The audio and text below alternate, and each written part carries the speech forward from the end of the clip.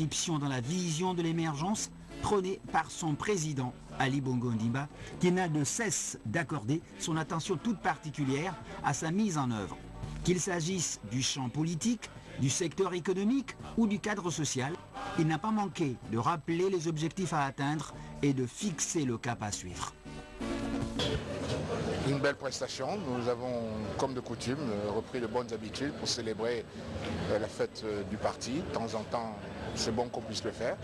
Et les choses se sont passées à merveille, avec des aspects très intéressants, plus intellectuels, en récompensant un certain nombre d'auteurs, plus festifs, avec les femmes du parti, toujours bon pied, bon œil, du rythme, des slogans et des messages à travers les chansons qu'il faut savoir écouter.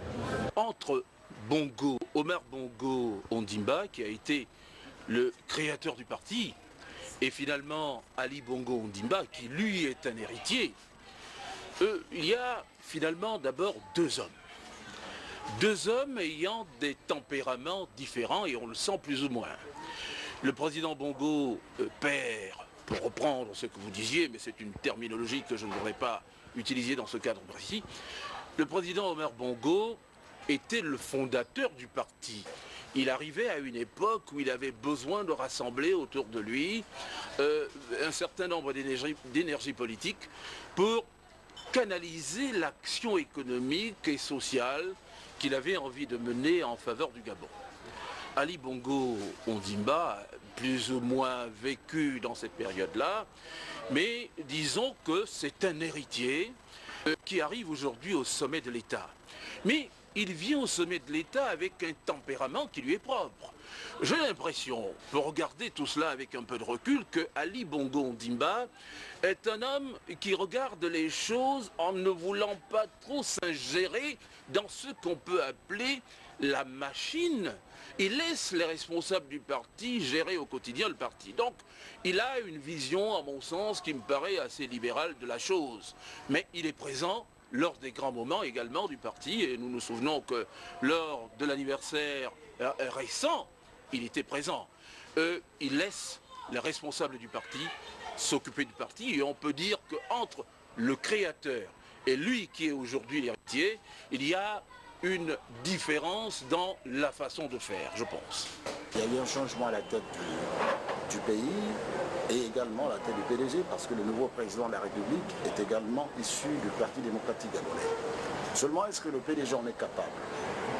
Au regard de la situation à laquelle nous assistons, je perçois plutôt une sorte de largage du PDG, en ce sens que les réformes impulsées par le chef de l'État, Ali Bongo Ondimba, semblent avoir pris de court le PDG dans son ensemble. Et que le PDG aujourd'hui doit courir après, justement, le mode de gouvernement et la façon de diriger, et notamment les réformes que le chef de l'État a engagées dans le pays. Il s'agit, en clair, de s'adapter à un environnement politique qui va être certainement beaucoup plus ouvert à la compétition politique.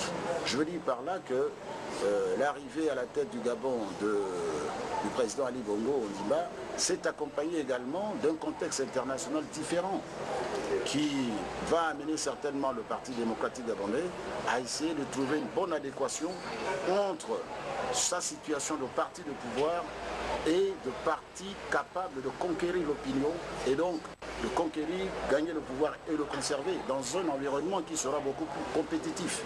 N'oublions pas que pendant longtemps le PDG a joui de ce privilège d'être un parti unique depuis 1968, l'année de sa création, jusqu'en 1990 avec le retour du Gabon au multipartisme démocratique. Il va de soi que les enjeux d'aujourd'hui ne seront pas ceux des années 90. Cela va se traduire notamment, je veux dire, à l'occasion des prochaines élections qui auront lieu au Gabon, notamment pendant les législatives qui vont certainement se tenir d'ici à la fin de l'année. On saura à ce moment si le PDG a su faire sa mue, donc sa mutation, pour caler aux réalités du moment. Il est important de souligner que la contestation du Parti démocratique gabonais est ressentie beaucoup plus comme étant une opération de salut public. Parce que le PDG a longtemps incarné justement un type de gouvernement un peu sclérosé, un peu statique, qui ne s'est pas véritablement mis dans la position de l'aspiration de la grande majorité du pays. Mais il est important de souligner que le PDG reste le parti réellement national, parce qu'il y a une implantation dans toutes les parties du Gabon, contrairement à ses adversaires politiques. S'il invite à renforcer le tissu économique, il appelle tout aussi à bâtir un État moderne, à se donner les moyens d'un développement durable et profitable à l'ensemble des populations présentes et à venir. Bien qu'il s'agisse d'une occasion d'effervescence, les responsables du PDG n'ont pas perdu de vue les enjeux cruciaux du pays. Tout en rappelant l'importance de l'œuvre entamée le 12 mars 1968 à Koulamoutou, ils ont, en rendant un hommage appuyé au grand camarade, président fondateur du parti, unanimement salué le travail remarquable abattu par le parti et les avancées enregistrées depuis lors. En servant de truchement à la consolidation de l'unité nationale et à la préservation de la paix dans le pays, le parti s'est placé aux avant-postes de la lutte contre le sous-développement. Par son dynamisme et ses assises électorales, le PDG a durablement contribué à l'action politique de l'homme d'État qu'était Omar Bongo Ondimba et à son œuvre de cohésion nationale. La preuve en est faite par les observateurs avertis que sont les grands témoins de la vie politique gabonaise, parmi lesquels ceux qui ont accompagné le président Bongo Ondimba à toutes les étapes de la vie nationale. Il y a eu le coup d'État de 64. Et avant le coup d'État de 64, il y avait un certain nombre de partis politiques nés de la survenue de l'indépendance de notre pays. Il y a donc eu ce coup d'État. Et après ce coup d'État, le pays a connu vraiment des moments difficiles. C'était, je ne dis pas l'anarchie, mais vraiment, ce n'était pas ça. Vous savez, dans ce genre de situation, imaginez un peu. Regardez ce qui se passe autour de nous actuellement. Alors, imaginez un peu ce que ça pouvait se faire à cette époque-là, en 64. Et nous n'avons eu notre indépendance qu'en 60, n'est-ce pas? Donc, il y a eu effectivement, pas de désordre, mais vraiment des problèmes d'ordre social et politique qu'il fallait absolument, il fallait trouver une solution. Et le président Bongo a eu cette idée, n'est-ce pas, de créer le Parti démocratique pour amener, si vous voulez, tenter du moins d'amener un consensus dans la société gabonaise. Et donc en 1968, il a créé donc le PDG. Et un certain nombre d'entre nous, bien sûr, nous sommes alignés derrière lui. Ça a été, bien sûr, un mouvement de grande ampleur.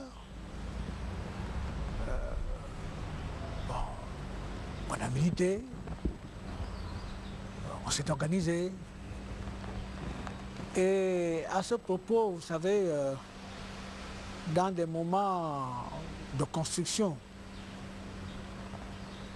il y a, bien sûr, en dehors des initiateurs qui étaient le président Bongo, il y avait des gens, des personnalités de grande qualité. Non, peut-être que c'était un sentiment personnel, mais j'estime qu'on n'en parle peut-être jamais assez. Parce qu'un monsieur comme Léon Auger a fait un travail, a abattu un travail énorme. Parce qu'à côté du président, il fallait des gens convaincus, déterminés, et qui apportaient, chacun évidemment apportait un petit peu sa touche personnelle, ses compétences. Parce que vous savez, il fallait faire des textes, il fallait organiser, il fallait animer. Et tout cela, ça a besoin de beaucoup d'énergie et de personnes déterminées. Donc nous avons vécu cette période-là.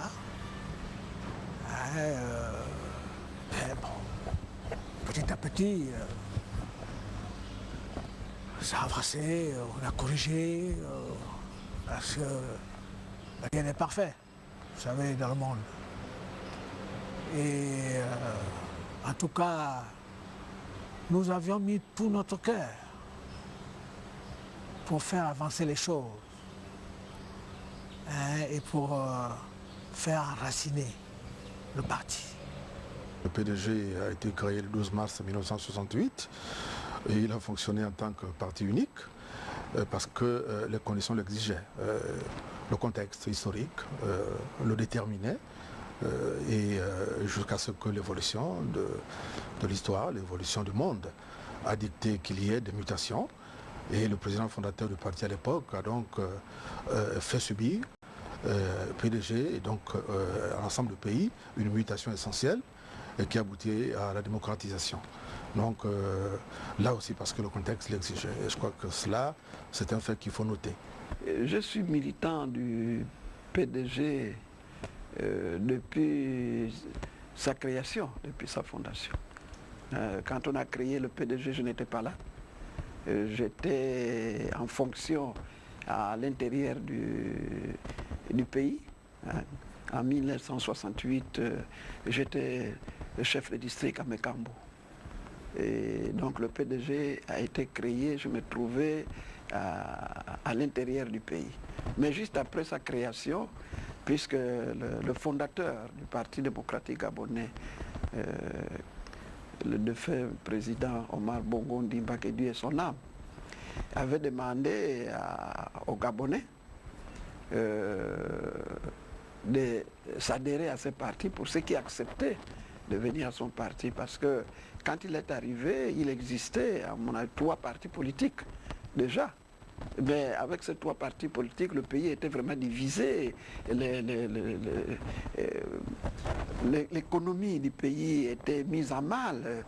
Donc il a pensé, jeune président, il est arrivé au pouvoir, il a pensé qu'il fallait réunir l'ensemble des habitants de notre pays pour pouvoir travailler ensemble. C'est comme ça qu'il est amené à fonder le Parti démocratique gabonais. J'ai adhéré par écrit. Je lui ai adressé une lettre au niveau du parti et cette lettre avait été acceptée. Je devenais donc militant du Parti démocratique gabonais. Les murs ont été également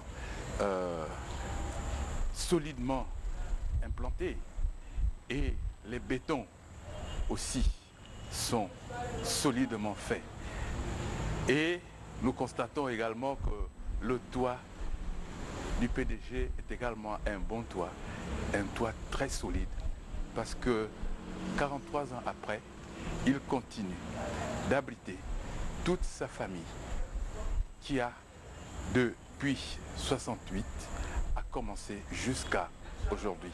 Et c'est une image qui est très forte 43 ans après.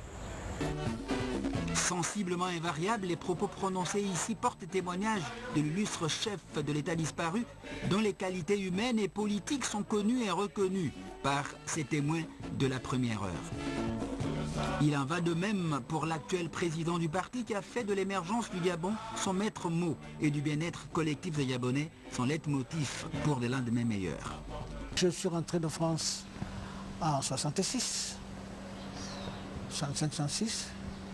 Et donc un peu cette période-là, je peux dire que je l'ai côtoyé effectivement. Et comment, en synthétisant un petit peu, c'était un homme de paix, un homme convivial. Vraiment, je ne sais pas, un abord d'abord facile, mais un homme vraiment de paix. Vraiment pour me résumer, c'était ça.